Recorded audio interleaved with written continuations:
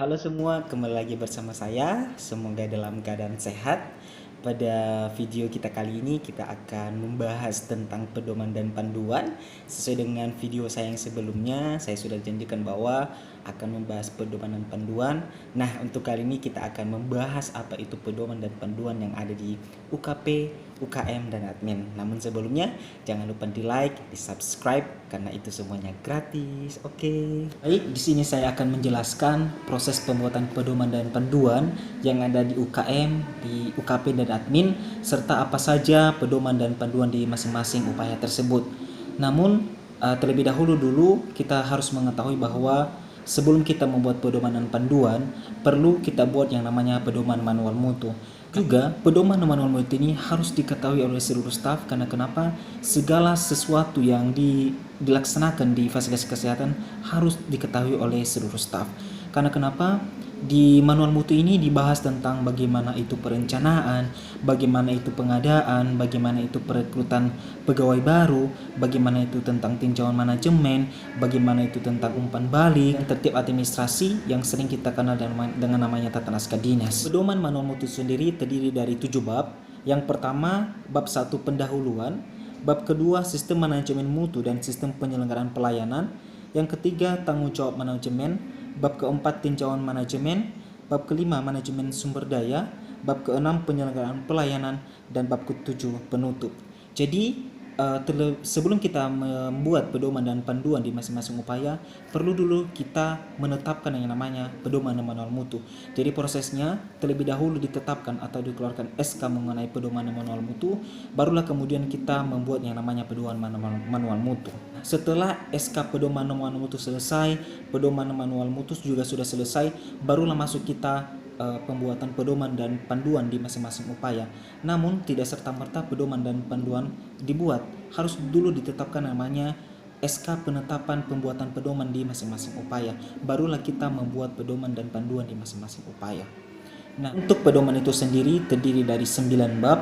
Itu yang pertama, bab pertama itu pendahuluan, bab kedua standar ketenagaan, bab ketiga standar fasilitas, bab keempat tata laksana pelayanan, bab kelima logistik, bab keenam keselamatan pasien dan sasaran kegiatan, bab ketujuh keselamatan kerja, dan kedelapan pengendalian mutu, dan kesembilan bab penutup.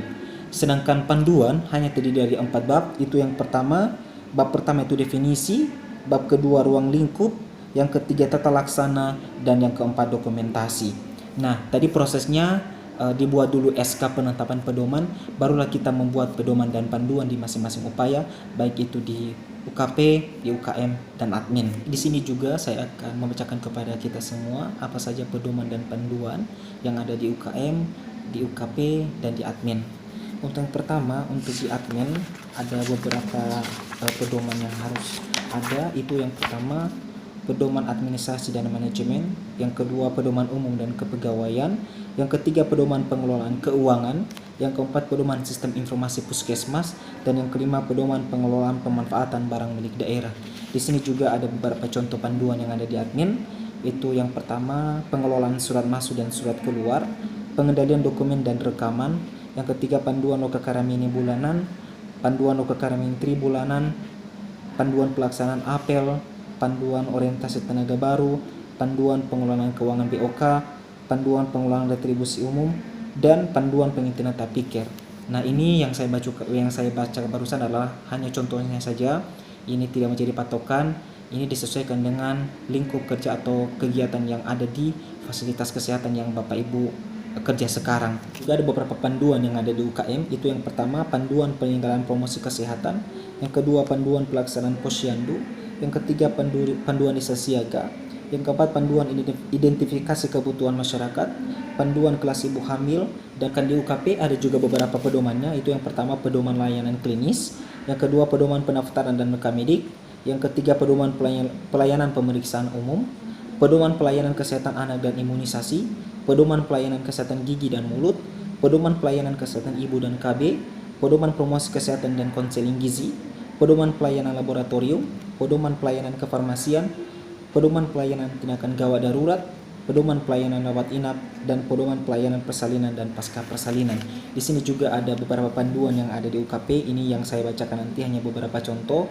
Ini disesuaikan dengan fasilitas yang Bapak Ibu punya. Itu yang pertama, panduan anamnese, panduan pemeriksaan tanda-tanda vital, panduan pemeriksaan fisik, panduan pemberian imunisasi, panduan pencabutan gigi, dan panduan pembersihan karang gigi. Demikian video saya hari ini, semoga bermanfaat untuk kita semua. Sekali lagi jangan lupa di subscribe, di like, dan di share, dan salam sehat untuk kita semua. Dah.